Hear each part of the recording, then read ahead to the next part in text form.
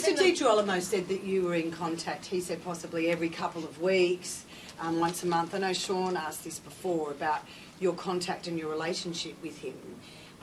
You say you were returning a call of his probably on that night of Wednesday. What I was saying, Bridget, was most of the contact I had by phone was returning phone calls. In other words, as you probably noticed, my phone never rings, it takes messages. Because I don't like meetings being interrupted, I don't like your press conferences being interrupted.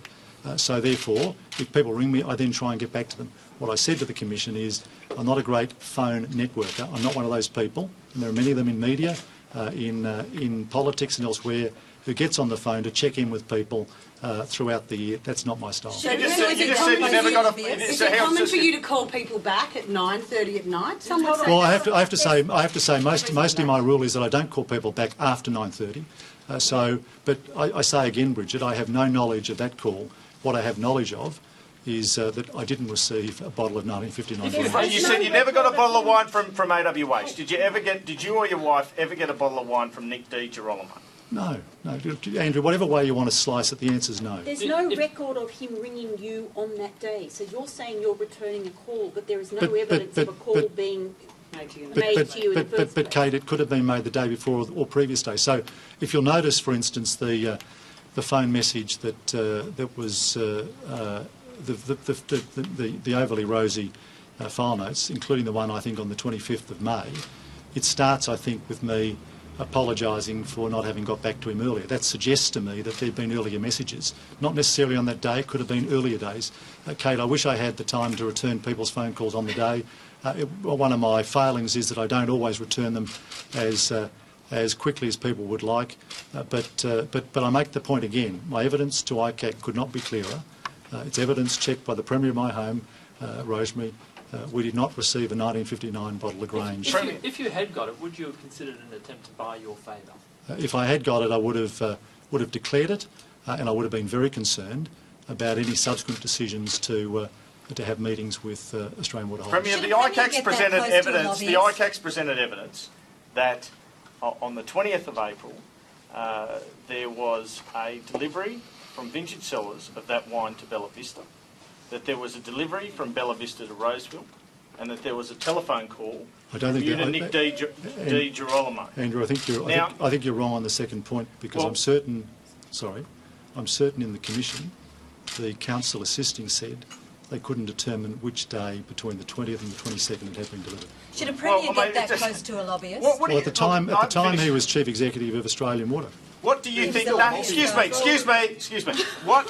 Doesn't that say, if an ordinary observer, wouldn't they look at those three events and say that the most probable outcome is the wine was delivered and you were thanking Mr. Di Girolamo for it? Well, look, I'm not going to speculate about the 28-second phone call of which I have no knowledge.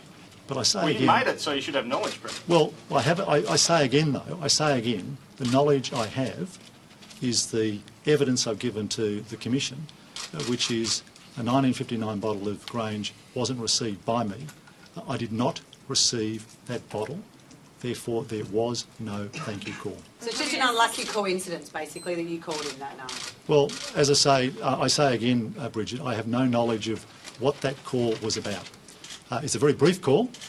Long enough to say thanks. Well, but Kate, can I say, if a gift of that size had been delivered, probably a very too brief a call for such a generous gift. But I make the point again, my evidence is clear. I've come here today to assist the Commission to ensure that they have my version of events. I stand behind my version of events. There was no 1959 bottle of Grange received by me, and that is very clear. Tony, is this your idea of government handling things at arm's length? Frequent phone calls to the person? Well, no, look, well, hang on. So I think you need to take a step back here. There's nothing wrong with, in fact, members of Parliament and ministers should talk to people, should listen to people. It only goes wrong, as we've seen under the former government, where the way in which matters are determined are done inappropriately.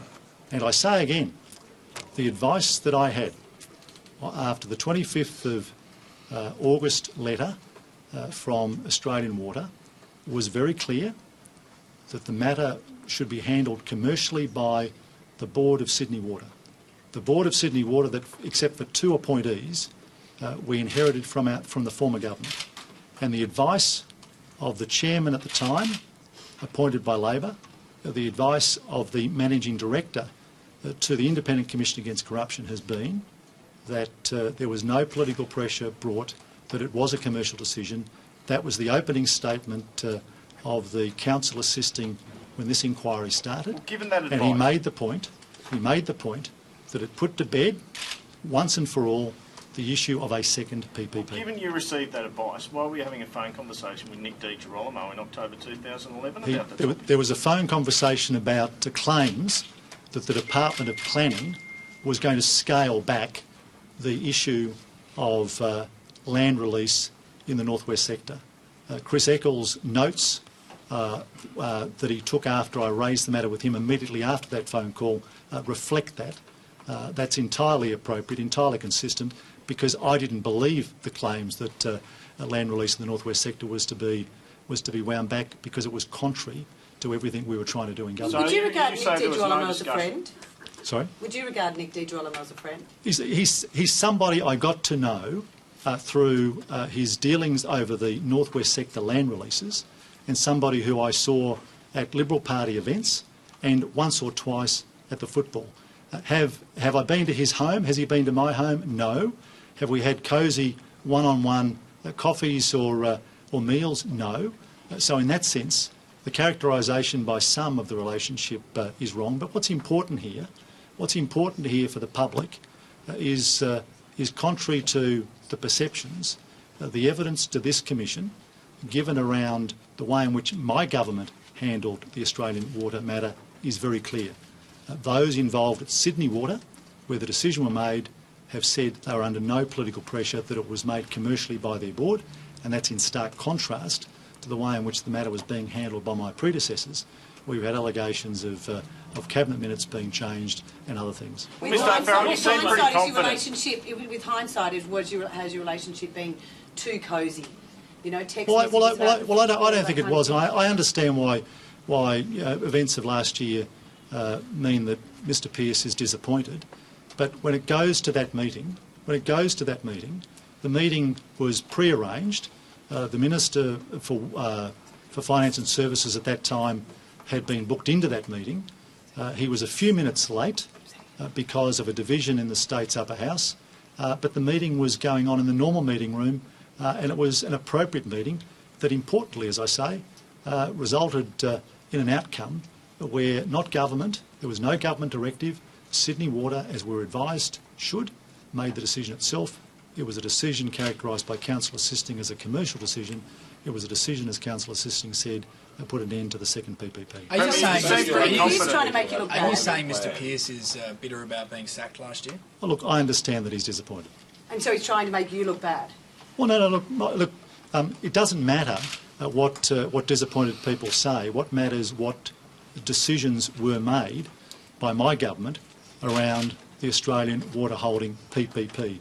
And the fact is that on my government's watch, Sydney Water and its board, predominantly appointed by the former government, made what counsel assisting the Commission said was a commercial decision that effectively killed off the proposal, the public-private partnership proposal, that has raised questions about the ethics and activities of the former government.